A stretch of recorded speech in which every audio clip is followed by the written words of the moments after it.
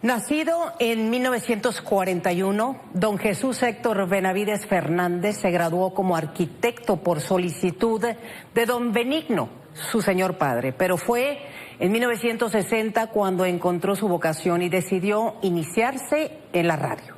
En la estación de radio Alameda, melómano y profundo conocedor del rock, así es como Héctor Benavides inicia conduciendo el Clan del Martillito en Canal 3 de televisión, donde también condujo sus primeros programas informativos en 1967. Sería hasta 1968 cuando el Arqui Benavides, como todos lo conocemos, que gracias a don Jesús Dionisio González se incorporó a XHAW, Canal 12, ahora el Canal 6, y donde, si contamos solo los últimos 45 años, tiene más de 960,000 horas al aire. Desde julio de 1975 es el titular del telediario nocturno y desde 1992 produjo en mancuerna con el licenciado José de la Luz Lozano y condujo Cambios, con más de 1,200 programas en vivo y grabados y alrededor de 7,000 invitados. Sus libros, Monterrey, Ciudad Noticia, Los Cuervos y La Paloma, La caída de Anastasio Somoza, así como una colaboración en el libro El reto de Jorge Mejía Prieto, además de 45 años de mi vida en radio y televisión y 50 años en el mundo de la noticia, El hombre en la luna, 50 aniversario, y el más reciente, casi 82 años, archivo de un reportero, destacando cobertura de la pandemia por COVID-19 y también de la sequía en el estado de Nuevo León. El Arqui Benavides ha entrevistado a presidentes desde Adolfo López Mateos, Luis Echeverría, Miguel de la Madrid, Carlos Salinas de Gortari, Ernesto Zedillo, Vicente Fox, Felipe Calderón y Enrique Peña Nieto, además de 6 conversaciones con el actual mandatario Andrés Manuel López Obrador. Lo vimos entrevistar a Rafael Coronel, a Facundo Cabral, a políticos y funcionarios internacionales de otros países, a Pablo Milanés, al Piporro, a Rigoberta Menchú, a Pelé, a Celia Cruz, a Pablo Escobar Henao, el hijo del gran capo, y con Fidel Castro Díaz Balart. También entrevistó a Luis Donaldo Colosio poco antes de su asesinato, a William Rodríguez, sobreviviente de las Torres Gemelas, y al minero chileno que logró salir de las entrañas de la tierra. Estos son algunos de los personajes, pero hubo muchos más. Y entre sus coberturas destacan el Foro Universal de las Culturas 2004 en Barcelona, las visitas del Papa Juan Pablo II a Monterrey y luego en el Vaticano, el cónclave en el 2005, los huracanes Gilberto con una transmisión de casi 36 horas ininterrumpidas en 1988 y después en el 2010 el huracán Alex, ambos devastadores de la ciudad de Monterrey. Y por supuesto, también tiene innumerables selecciones locales y también a nivel federal, al lado de su hija, Lizzy Benavides, también experta en medios de comunicación. El arquitecto Héctor Benavides condujo y produjo a distancia el telediario nocturno por casi un año, obligado al confinamiento ante los riesgos ocasionados por la pandemia que ha cobrado la vida de más de 3,5 millones de personas alrededor del mundo. Asimismo, fue pionero en el periodismo social a través del programa Ayuda, que en 2020 cumplió 40 años al aire brindando asistencia a nuestros hermanos en desventaja. Con una muy clara vocación de servicio, solidaridad y entrega a la comunidad del noreste del país, así el Arqui Benavides se ha ganado a pulso ser la voz de los que no tienen voz. Por todo esto que le hemos dado a conocer, me siento muy honrada de tener aquí a un profesional de la comunicación que a sus casi 82 años ha dejado ya huella en los corazones de muchos televidentes y radioescuchas. Una institución del periodismo en la ciudad de Monterrey, con 60 años de carrera, Jesús Héctor Benavides Fernández, mejor conocido como el Arqui Benavides, va a presentar su libro número 10, titulado Casi 82 años, archivo de un reportero.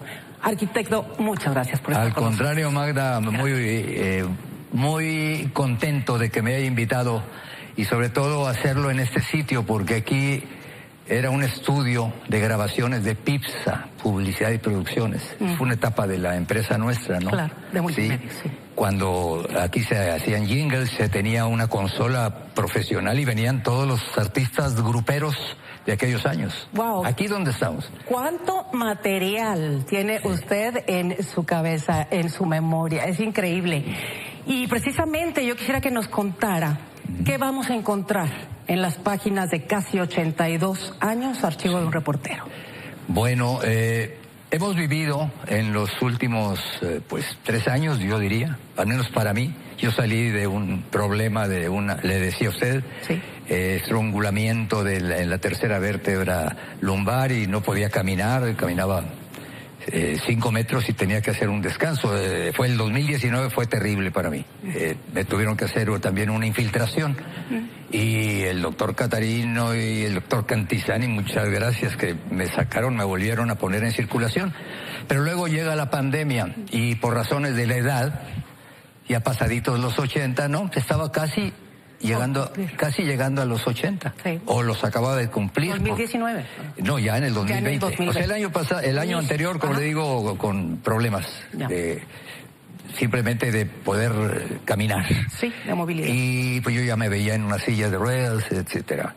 Y ya se acabó para mí todo esto, que es mi pasión. Desde que tenía 19 años y obtuve mi licencia de locutor. Pero bueno, aquí regresando, estos 2 años en particular, para mí nunca me pude imaginar que llegara a vivirse como se vivió.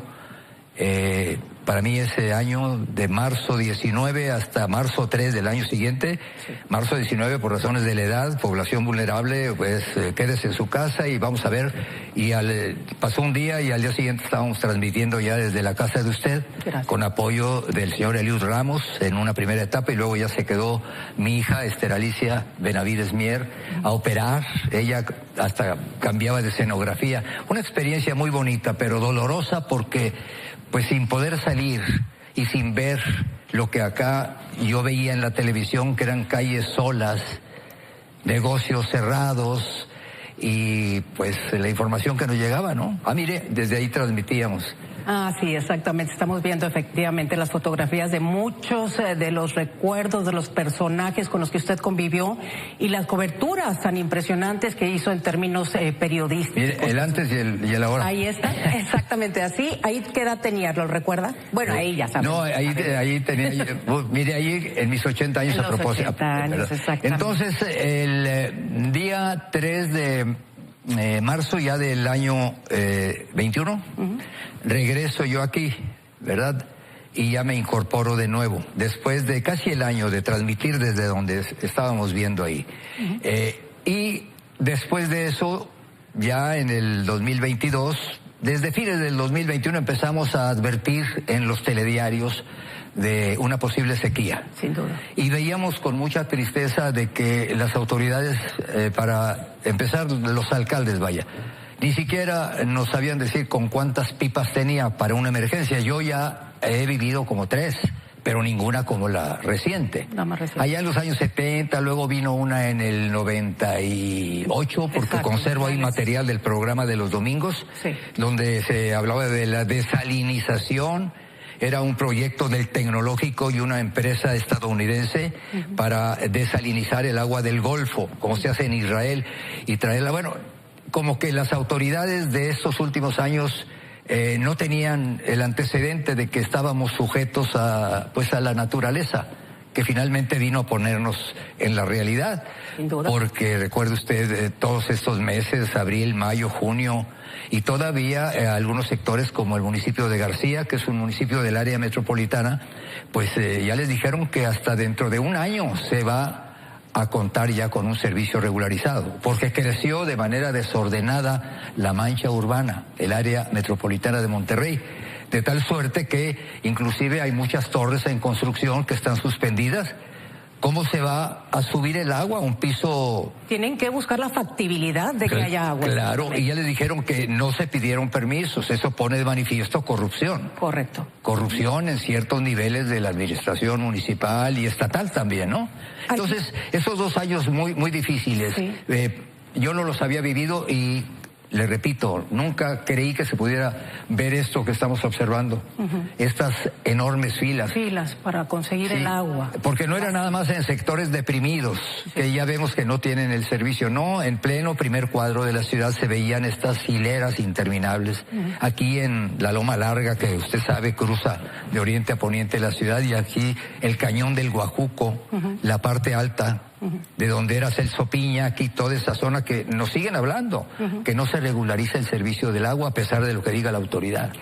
Sin duda, bueno, en los 60 años que tiene en su carrera periodística, pues le ha tocado precisamente narrar muchos problemas, algunos de ellos que han cambiado a los regiomontanos, a los mexicanos, inclusive al mundo. Y es exactamente la pandemia lo que nos tomó a todos por sorpresa y que en algunos momentos decíamos, seguramente vamos a salir aprendiendo algo de esto. Sí. Y después, en la ciudad de Monterrey y en todo Nuevo León, se viene el problema, lo decía usted, de la sequía primero y después la crisis de la distribución del agua. Sí.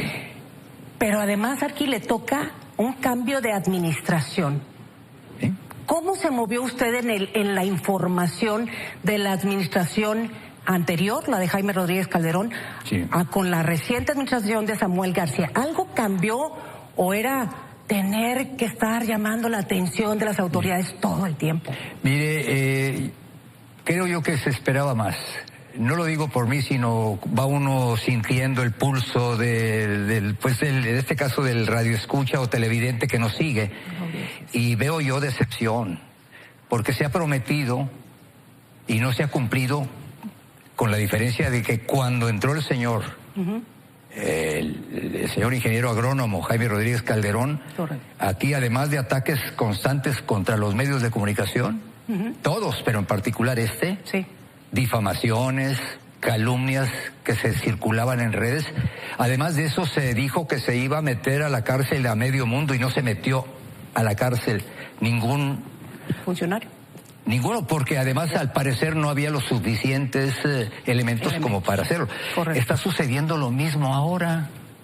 Si usted se va a los primeros días del nuevo gobernador, de Samuel Alejandro García Sepúlveda, pues hasta el cansancio esas imágenes que vimos en las redes y en la televisión abierta. Sí, la promoción. Bajando las cajas de agua y drenaje y diciendo abiertamente que había una mafia ahí, mencionando los nombres, y resulta que un año después, porque ya pasó el informe, pues no vemos que haya nada comprobado. Y que al contrario se sigue hablando, ¿no? De que pues se le echa la culpa ahora a don Javier Garza y Garza, que es el fiscal anticorrupción. Yo le conozco, yo lo he entrevistado 10 veces y las últimas 3 me ha dicho, es que no me mandan a mí los expedientes, los estoy esperando. Y lo digo yo ese día en la noche y lo vuelvo a repetir. Y luego hasta aparecen recientemente pues ataques muy fuera de orden, al grado que se le llega a mencionar como el fiscal de acero. De muy mal gusto. Una frase de mal gusto. De acero resultados. Digo, no se puede. Si uno, digo yo, el funcionario, si quiere que lo respeten, tiene que darse a respetar. Está como nosotros también. Sí. Nosotros no podemos andar levantando pues por ahí insultos a diestra y siniestra. Y si lo hacemos hay que aguantarse cuando vengan del otro lado, ¿no? Exactamente. Entonces a mí sí es para mí pues no deja de ser decepcionante hasta ahora, ¿no? Bien. Que se han atravesado una serie de circunstancias, bueno, de acuerdo, pero entonces ¿para qué señalaron con el dedo? ¿Se imagina usted a cuántas personas y familias se lastimaron? Y resulta que no hubo nada como lo ocurrido hace 6 años y 7. Exacto. ¿Qué pasó con todo aquello que dijeron, no? Y hasta un fiscal a modo que estuvo también, y un medio de comunicación, aprovecho para decir que estuvo también insistiendo y dañando reputaciones y familia. Exacto. ¿Y en qué quedó todo eso? Sí, en el pasado ya. Pues sí, ningún resultado. Pero claro. ahí es donde pierde mucho credibilidad también la autoridad, y en este caso pues entonces que no se anden lamentando de que no reciben el apoyo y quieran pasar la responsabilidad ahora a los electores o a los gobernados, ¿no? Claro. Arquitecto, vamos a tocar un poquito el tema sobre lo que significó la pandemia, o sea, los años de pandemia en donde usted vivió el encierro, aunque estaba transmitiendo su telediario desde su casa, como ya lo platicaba. ¿Cómo le hizo para lidiar? Porque usted es muy activo, es hiperactivo y todo el tiempo quiere andar para arriba y para abajo. Y pasó cerca de un año, casi un año, gracias, en su casa. Gracias a este ejercicio de estar recordando desde el siglo pasado algo que no fuera muy conocido, sobre todo para las nuevas generaciones, y vaciarlo sábado a sábado en la página 7 o la página 9 de nuestro periódico Milenio Diario de Monterrey, bajo el concepto de archivo de un reportero. Correcto. Entonces aquí vienen 81 historias, 81 textos de lo más variado, desde entrevistas con familiares de artistas y de famosos, por ejemplo, entrevistas con las hijas del Che Guevara, por decirlo, ¿sí? Hilda y Aleida, ¿sí? Una en Cuba y otra aquí, vino a Monterrey, la doctora Aleida. La hija Lupita Infante, de Pedro Infante, hablando de su papá, y la hija de José Alfredo Jiménez, Marta, ¿sí? Maravilloso. Muchos. Luego también, pues, la nieta de Pancho Villa, Rosaelia, historiadora. Nieta de Francisco Villa, el Centauro del Norte. El nieto de el constructor del México moderno, Plutarco Elías Calles, Alfredo Elías Calles, que hace una crítica muy dura, en cierto momento, porque yo le planteo, se dijo en su tiempo, Alfredo, que su abuelo se le mencionaba, porque si quién mató a Obregón, cállese la boca. Directo. Cállese y pórtese bien. Se lo pregunto. Haciendo referencia al abuelo y a Emilio Portesil, que fue el primer presidente provisional en ese sexenio perdido. De él, de Pascual Ortiz Rubio y de Abelardo Rodríguez, esos 6 años antes de que ganara el presidente general Lázaro Cárdenas del Río. Pero bueno, entonces, sobre esa base van ellos. Pero también va una conversación con, mi gran amigo, porque es un señorón, Alberto Cortés, pero no hablando de su carrera, hablando de la guerra en Irak, porque la entrevista la hicimos en la semana en que bombardearon Bagdad. Claro. Y él decía, mire, señor Benavides, si el creador nos hubiera puesto garras como a los tigres, se justificaría que nos peleáramos entre nosotros, pero nos pusieron manos y un cerebro para pensar. O sea, reflexiones muy bonitas, las de Facundo Cabral. Ay, no, bueno. El viaje que hicimos... Un pensador increíble. Fíjese, y ahí se narra, el viaje que hicimos de Monterrey a Saltillo, en el año 1900, fue un año después del viaje a la frontera con Nicaragua, fue en 1980, le dimos un ride, Marta Zamarripa y un servidor, y Pachicano, nuestro camarógrafo, a Saltillo, porque llegaron a Monterrey y no fueron a recibirlos. Se iba a presentar él esa noche en Saltillo, en el teatro que lleva el nombre de don Fernando Soler. Sí. Y pues nosotros íbamos a hacerle una entrevista y le dijimos, si gustan le podemos dar un ride. Y él nos dio a entender que Saltillo pensaba, como nos lo dijo después, que Saltillo estaba a un saltito de Monterrey, ¿no? Correcto. Era como 90 kilómetros. Ya cuando salimos a carretera, dice, ¿dónde? Ya pasó media hora y no llegamos, y te vamos a llegar. Oigan, discúlpenme, o sea, fíjese, disculpándose de que él sentía que estaba abusando. Le habíamos quitado el tiempo. Le dije, no, pues eso merece una entrevista de 1 hora. A cambio. Joan Manuel, no de 10 minutos. Dijo, no, el tiempo que quieran. Qué maravilla, arquitecto. Guarda muchísimos recuerdos interesantísimos y impresionante la memoria también, porque se acuerda de las frases y todo. No, y están aquí escritas. Y están escritas. Esto precisamente por eso, porque antes de que me llegue el señor Als, ¿verdad? No parece que y ahora nunca. Marta es la embajadora de México en Belice. Belice, claro. El señor Joan Manuel Serrat está en su gira de despedida y un servidor de ustedes que era el chofer en ese viaje, pues andábamos dando todavía guerra. Sí. sigue chambeando como siempre, arquitecto. Y bueno, hablando de eso, se cerraron negocios, la gente perdió su trabajo, no había lamentablemente la oportunidad de que los niños estudiaran con calidad. ¿En algún momento usted pensó que esto nunca se iba a acabar y le dio miedo de no poder regresar a su estudio, a su segunda casa, porque esta es su segunda casa, y peligro ya está pasado más tiempo aquí? Sí, creo lo que sí, esto último, y es el reclamo, y pues gracias a Teresita y a todas mis hijas y mis hijos que me han apoyado en eso. Sí, es de tiempo completo. Sin duda, 24/7, por supuesto. 366 cuando haya bisiesto, ¿no? Bisiesto. Mire, en cuanto a eso, la palabra ansiedad. A mí me pasaba de noche como, ¿no? Y ya sé yo lo que es la ansiedad. Respondiendo a su pregunta de esos días difíciles. Sí.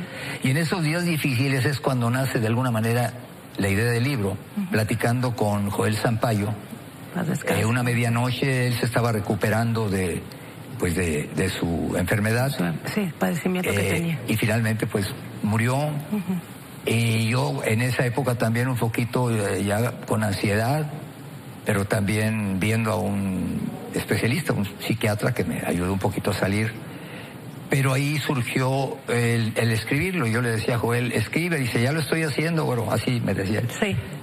Y le digo, sí, vamos a hacernos a esa idea. Tú escribes esto, te recuperas de tu salud. Y hubo un incidente del que he hablado mucho, pero no me cansaré porque el saldo es favorable para mí dentro de la tristeza y amargura de esos 2 años. O sea, el haber recuperado mi fe. Y lo hice. Wow. Por una experiencia hablando con Joel. De repente volteo y en el techo hay una telarañita, pero yo creo ver un Cristo crucificado. No soy religioso, al contrario, mi formación es otra. Pero eso a mí me impactó, ¿no? Sí.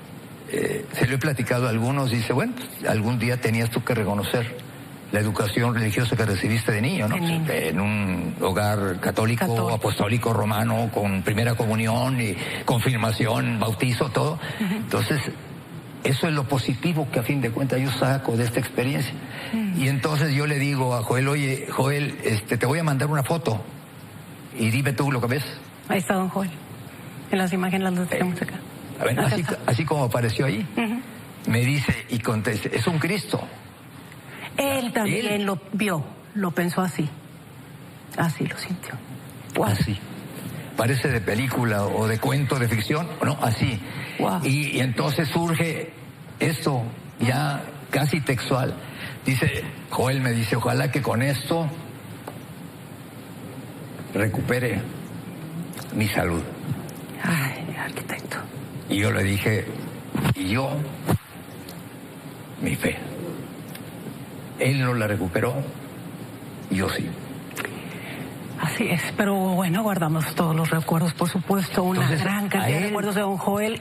Y a él está dedicado el libro. A él le iba a preguntar, entonces sí pensó también en dedicarle el libro a don Joel, una amistad larguísima, muchísimos años y de tantas vivencias. Más de 40 años ahí, yo la primera vez, y él se acordaba mucho de eso. Me habla él del naciente Diario de Monterrey, 1975, 76 sería. Es fundador del diario, ahora Milenio. Claro, sí. Él aparece junto con Vico Canales y un servidor en el primer periódico de Milenio, antes el Diario de Monterrey, en noviembre de 1974. Entonces él me habla radio. Y le digo, ¿quién habla? Dice, me dijo, y yo le cansé a oír, Sampaio Climaco. Le dije, no, hombre, no juegues, hombre. ¿Quién habla? Dice, yo, Joel Sampaio Climaco. Me dijeron que le hablara para pasarle una nota del juego de clásico de Borregos y Tigres, de fútbol americano estudiantil. Así lo conocí. Joel Sampaio Climaco. Estaba chavito él. Ay, cuánto lo queremos a don Joel, de verdad. Todos los que trabajamos en esta empresa tenemos recuerdos. Reportero de tiempo completo. Un todoterreno. Él musicalizaba, editaba, tenía una forma muy directa de redactar, iba al grano, no le daba tantas vueltas como a veces unos le damos, ¿no? Sabía comunicar, conectaba. Claro. Y luego exponiendo su vida, ¿cuántas horas al aire? Al aire, en el helicóptero. Sí, con 2 incidentes que de veras, que decía, güero, se me hace que voy a dejar que pase una semana o 2 y me vuelvo a subir al helicóptero porque ya le estoy agarrando cierta distancia. Sí. Una vez que tuvieron que aterrizar en la zona militar, allá cerquita del aeropuerto viejo. El aeropuerto del norte. Tuvieron ahí y casi planearon y... No, pues imagínense, cantidad de horas volando. No, efectivamente, en muchas ocasiones seguramente tuvieron ese tipo de circunstancias, arquitecto. Y a nuestra audiencia, de verdad, es tan agradable y se disfruta tanto la plática con usted, precisamente porque está lleno de todas estas anécdotas, un acervo informativo impresionante, una carrera periodística intachable. Gracias. Y de verdad, pues el libro para nosotros es un regalo, porque aquí vamos a encontrar muchas cosas. Y aquí le damos muchos otros para nuestra audiencia. Usted sabe cómo los distribuye. Arquitecto, nada más díganos entonces, ya para finalizar, cuándo y dónde lo presenta. Mañana, viernes, que es 14 de octubre, en la sala A del Centro Internacional de Negocios, Cintermex, que por cierto ahí viene una historia, perseguimos a Fidel Castro, que luego se puso a platicar con Fox, el presidente, y que comes si te vas, ahí lo perseguimos, ¿no? Ahí estuvo. Y estuvieron muy cerquita cuando salió, como a las 3:30, estábamos en transmisión directa en la Gran AW y en el Canal 12, ahora 6. Ajá. Estábamos ahí Carlitos Gutiérrez y un servidor, y sale el autobús del hotel cercano al aeropuerto y va llegando el otro autobús con el presidente Bush saliendo del aeropuerto el Air Force One. Ajá. Estuvieron ahí menos de 30 metros uno y de otro, los dos siendo presidente. Digo, de esas historias que nada más la profesión le permite a uno vivir. Por supuesto. Ahora, a mí se me quebró la voz, y una disculpa, pero me dice, y eso yo lo entendí de Eloy Cavazos, el matador. Maravilla. Dice, es que, porque yo lo entrevisté la última vez, se le quebraba la voz, y dice, discúlpame, Benavides, pero es que ya los viejos se nos corta la voz. Hay algo, ¿no? Hay algo en el interior que a veces... Y también por la capacidad de darle el valor a esos recuerdos y tener también la delicia de poder reflexionar sobre ellos, arquitecto. Y eso es lo que hace también usted en sus programas durante todos estos años. Es lo que provoca la reflexión y la acción. Por eso, de verdad, y lo vuelvo a repetir, yo me siento muy honrada que usted esté en esta mesa conmigo aquí platicando. Sí. Bueno, yo podría estar horas y horas más, pero usted tiene un programa que tiene que ir a hacer ahorita. Sí, porque lo vamos a adelantar por el juego, la previa, son comentarios al juego que van a tener los Tigres. Hoy los Tigres por la noche. Muchas gracias. Ay, ¿cómo cree? Gracias a usted, arquitecto. Y aquí, mire, aquí voy a hacer un recorrido nomás para recordar dónde estaba Rubén Hernández. Y aquí estuvieron también cuando los 5 años del programa de ayuda vino Cepillín, Pipo, todos los personajes infantiles. Hicimos un especial que por ahí circula en redes. Aquí precisamente estaban todos reunidos de una y de otra televisora, no como ahora peleándose un medio contra otro. Ay, no. Sí, no. Eso hay que superarlo, ¿no? Definitivamente. Ya estamos como los partidos políticos, ¿no?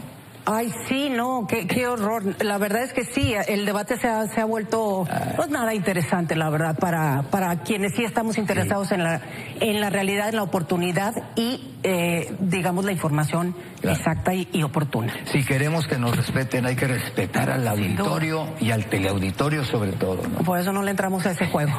Arqui, muchas gracias. Gracias por haber estado con nosotros. Los esperamos entonces. Sí, mañana. ¿A dónde lo veo ahí para que sepas directo? Acá estamos, en la 3. Sí, vayan, porque está muy grande la sala y si no van, pues se va a sentir medio desairado. ¿Qué le pasa? Van a faltar sillas ahí. Ojalá. Gracias, Arqui. A usted. Gracias, buenas tardes. Aquí así como en tiempos la COVID. Del COVID, sí. Gracias, Arqui. Gracias.